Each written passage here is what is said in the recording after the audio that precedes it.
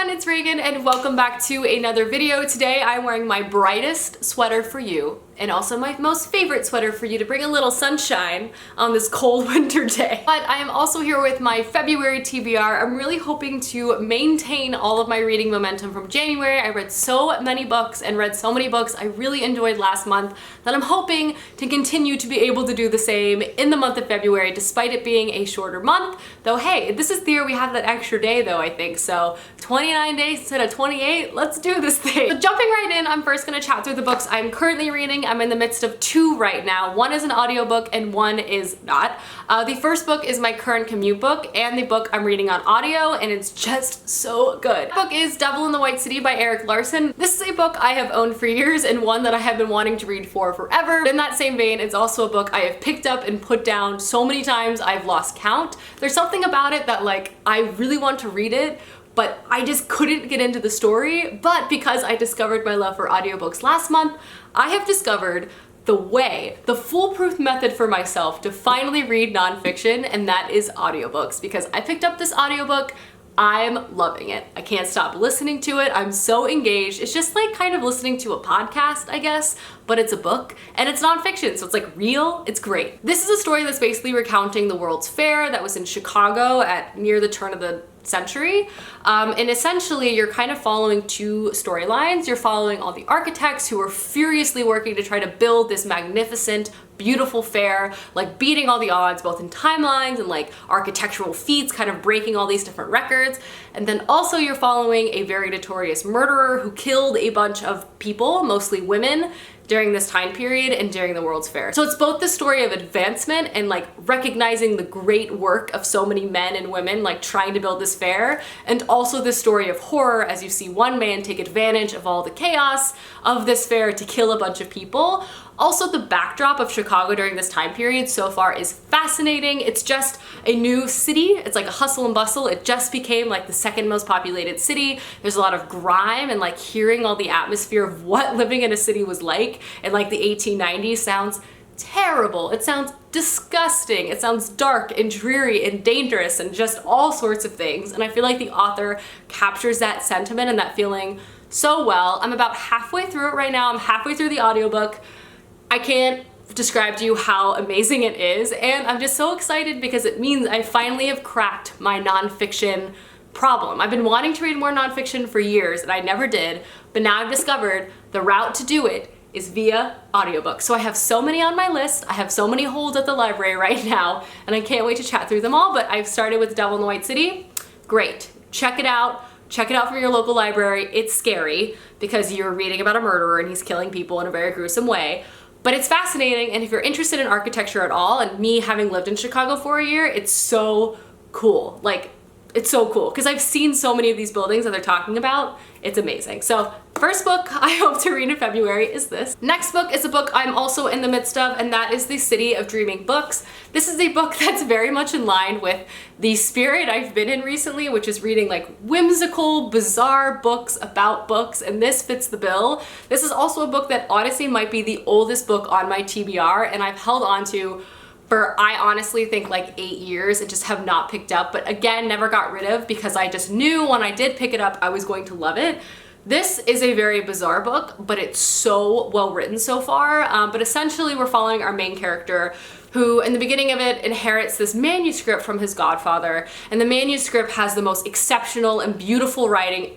Everyone who reads it like begins to cry, laugh, and like almost falls into this depressive episode because they realize they could never top such incredible writing. So our main character goes on a quest to the city of Bookholm to try to find this author. The city of Bookholm in this fantastical world is a city literally built upon books, both in that its main economic resource and like tourist draw is books. So there's all these bookstores that are selling like rare books, and there's also publishers and all sorts of different things that exist within this fantastical city. But below the city there's all of these caverns. The temperature of these caverns allowed for a bunch of books through thousands of years to be stored there and protected there, but now the caverns are kind of unreachable, so people called book hunters go in there to try to find rare books. Basically like this whole book economy that's very topsy-turvy, that's fascinating, and if you're a reader, you're gonna love it. I'm about halfway through this book right now. It has illustrations. I love that so much. Our main character is also a dinosaur. take that with what you will. It's a very peculiar book, but captivating. The book setting is so cool. Definitely nothing like I've ever read before. And initially you're first just kind of like mesmerized by this world, but there is this like underlying mystery and like dark force, and discovering more about that is great as well. So yeah, really happy. I'm gonna finish this in the month of February. It's great so far. Next two books I'm gonna chat about are going to kind of be my romance selections for the month of February. I feel like I gotta read something a little romantic because it is the month of love after all. So I have I Believe in a Thing Called Love on my TBR. This is a book I picked up a while ago. This is a YA contemporary novel that just sounds so cute and entertaining and endearing. It basically follows our main character who's in high school, who's kind of been doing everything the perfect way. And she's kind of got everything in her life squared away, but she's never had a romantic partner before. So she decides in her senior year that she's gonna get herself a boyfriend. And the way to do it is she's gonna basically use various tropes and strategies from K-dramas that she's watched and consumed. I've heard this book is hilarious, outrageous, just like so much fun, and I feel like it'll also be a really fast read, and I'm hoping it's just like cheesy and adorable and very, very sweet. I watched the P.S. I Still Love You Netflix movie recently, and it just like put such a big smile on my face. I'm hoping to encounter something similar like that, just like sickly, sweet, and adorable. So I decided to add this to my TBR. Another book on my list is going to be Stone Cold Touch, which is the second book to the Dark Element series, the first one being White Hot Kiss. This is a dark YA new adult urban fantasy series where basically there's like demons and demon hunters, and our main character is half demon hunter, as she's torn between these two worlds, and she falls in love with a demon, and there's all sorts of angst and drama from there. It's highly ridiculous but highly entertaining, and I feel like Jennifer L. Armentrout knows what she's doing when it comes to writing a super engaging back and forth love triangle type of romance where there's just all this tension between characters. I love books like this. They're such easy reads for me, and I can't put them down. They're so engaging, and I really enjoyed the first novel in this series, so I'm hoping to continue on because it's been a minute since I've read that first one, and get back into this world and just see more demon hunter drama, you know?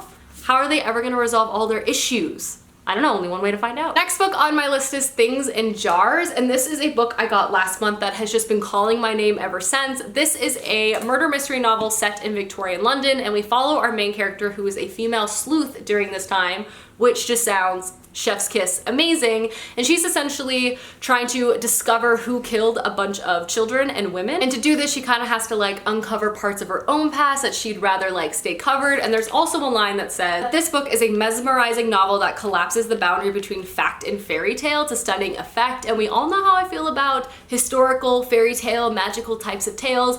They're my favorites. I'm hoping this is just like beautiful and lyrical and dark and twisty and all sorts of messed up at the same time. So definitely excited to pick this up on my TBR. I hope to read it. Next book on my list should also not be much of a surprise, and that is Royal Assassin by Robin Hobb. I of course read The Assassin's Apprentice last month, the first book in this trilogy, and really enjoyed it. So I'm excited to see where our main character's Fitz adventures like continue to take off. And this one I believe he's older and more secure within his royal assassin setting. So I'm excited to see kind of the larger scope of the politics of this world. I hear really good things about the sequel. It's definitely much longer than the first one, and the third one I believe is even longer. So hey, love a hefty fantasy, but I'm just surprised to see such a huge increase in length. Definitely hope there's more danger, maybe a little romance, a bit more murder. We'll see what happens, but I'm definitely pumped to continue on with this world, and maybe I'll read like 12 of her books this year. Who knows? Let's try to do it though. Next book on my list is A Heart So Fierce and Broken. This is a sequel to A Curse So Dark and Lonely, which I read, I want to say like last winter, and also loved so much. This is a Beauty and the Beast retelling, which is usually such a like turn off for me because I feel like that is such a cliche story, so overdone, but I feel like this book really refreshes that and has injected so many new like and compelling elements to that story, as well as lots of humor. And I love the first book so much. It follows our main character Harper, who lives a very difficult life. Her and her brother are basically scrambling to constantly find enough money to keep their sick mother in good health and good spirit, and also put enough food on the table. So when she finds herself accidentally transported to another world, she basically finds herself in the middle of this ridiculous court politic life that also has like a cursed prince. Seeing Harper kind of engage with this with such humor and such grace, it just makes her such an endearing character. She's hilarious, and her constantly referencing like our pop culture to get through it kind of adds a bit of like wink to the audience, acknowledging that this is a ridiculous situation and our main character knows it as well. But there's also great romance and great tension, and it's just such a lovely story. I loved the first one. I'm really excited to see where the story takes off in the sequel. I don't know, I just like really care about everyone in the series, and it's like, again, such a fast read, has lots of like tension and romance and all of that. It's a book that I wouldn't like put up there with like Game of Thrones by any means, but I think it's really engaging and really compelling, so pumped to see where we are with book 2. And the last book on my list is a hefty nonfiction selection, and essentially the book I'm gonna pick up once I finish Devil in the White City, and that is The Romanovs by Simon Sebag Montefiore. This is a book I've had on my TBR for like 3 years, and a book that I have been wanting to read